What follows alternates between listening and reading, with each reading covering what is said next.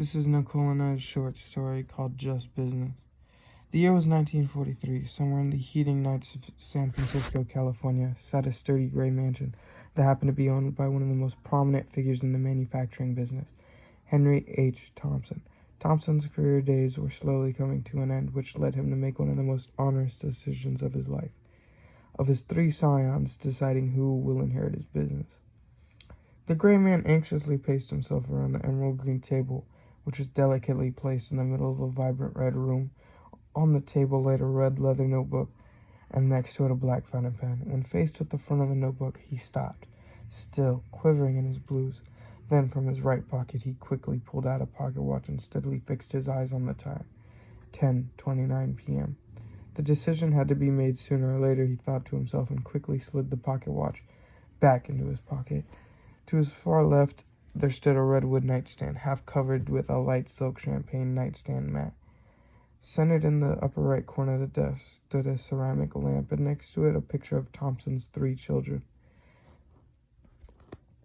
Todd, the eldest, stood to the very right of the picture, dressed in the finest business attire a man could wish for. His bistre brown hair was slicked back and tamed with hairspray in it, and his newly shaven, gleaming face beamed brighter than any other child in the picture. To the left of him stood Robert, the second eldest. He wore a more typical yet still formal attire. His scintillating blue eyes unveiled the most gentle fondness no other human could inherit. The beauty of those eyes were captured, however, their distraught thoughts stayed adrift. Standing to the left of Robert was the youngest child, Diane. Like the rest of her siblings, she also wore formal attire made of the finest fabric. However, her taste in fashion was vocal. In the picture, she was the only sibling capable of expressing emotion and love towards her kin. Thompson peered at the framed photograph for roughly about 4 minutes before deciding who the next authority of his valued manufacturing company will be. After a few more minutes of catching his breath, he finally sat himself on a dark brown leather couch.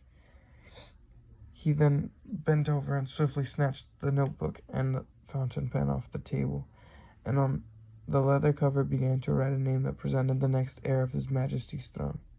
As he scribbled the name, the black ink shone a clear reflection of 2 alarming silver orbs. After engraving the name, only then did Thompson take notice to the frightening mirrored body.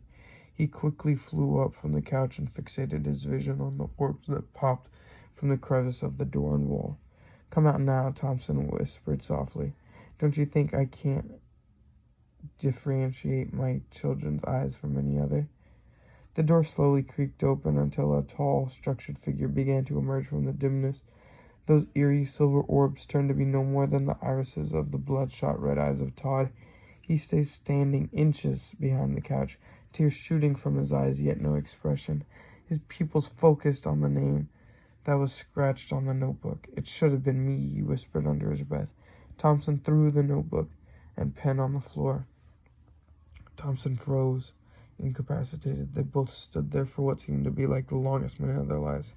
"No," Thompson softly spat out. "The people need more leaders like Diane," he exclaimed. "Diane was always your favorite. Why not me for once? Hasn't any good deed I have done enough to prove to you that I can handle this job? It has always been Diane this, Diane that, Diane, Diane, Diane for you. Those people out there expect to see me take this business to further success, not Diane. I'm the rightful heir to this business." "Me!" cried Todd. "Enough!" roared Thompson. He let out a faint cough and continued to add on softly. "Please settle down, my boy. It is merely the middle of the night. You shouldn't be up this late. Please see yourself out to bed. This discussion may proceed in the morning." Stupefied, Todd once again stood in the same spot for another minute before spinning around and plodding his way out of the room. The silence was now bigger and more dangerous than ever. As time flew by, the more the